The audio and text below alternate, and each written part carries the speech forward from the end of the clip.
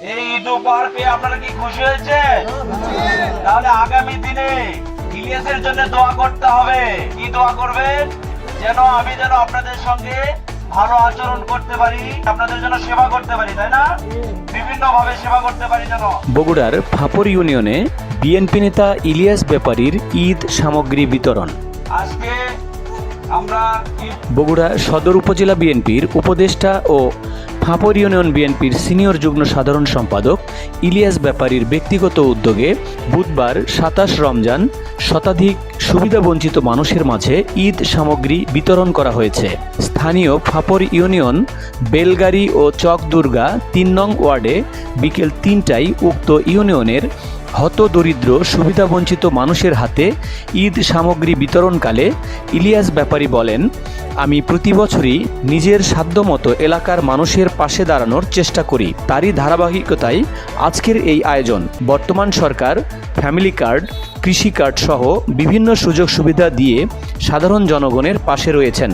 সামনে পবিত্র ঈদ উল ফিতর, তাই ঈদের খুশি সবার সাথে ভাগাভাগি করতেই নিজ এলাকার যে সকল সাধারণ মানুষ এখনও সুবিধাবঞ্চিত রয়েছেন তাদেরকে ব্যক্তিগত উদ্যোগে ঈদ সামগ্রী প্রদানের মাধ্যমে আমরা প্রতি ঘরে ঘরে ঈদের খুশি পৌঁছে দিতে চেষ্টা করছি।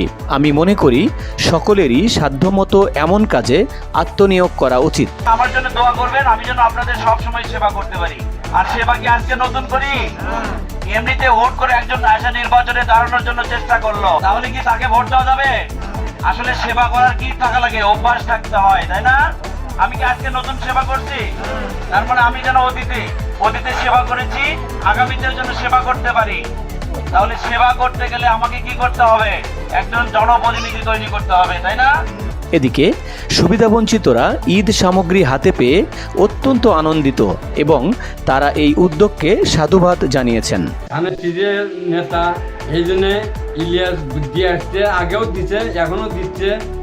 নাচার সময় আমরা পাইয়া খুব খুশি এবং ভবিষ্যতের জন্য দিতে পারে এই কামনাই করি। আমরা সবাই খুশি, আমরা সবাই পাচ্ছি, আমরা সবাই খুশি। সীমাই ছেলে ঈদের উপলক্ষে দিচ্ছে বাবা, আমরা খুশি আছি। পরিবর্তের জন্য আবার দিতে পারি। ঈদের আগে আমার ইলিয়াস বাবা আমাদের সীমাই আমরা অনেক অনেক ধন্যবাদ। আর কি বলবো, খুবই খুশি আমরা, গরিব মানুষ। ইলিয়াস যেন ওই আগ্রহ দিয়ে আসলো, এখনো দিচ্ছে বা ভবিষ্যতেও দিবি, এ আশা আমরা কামনা করি।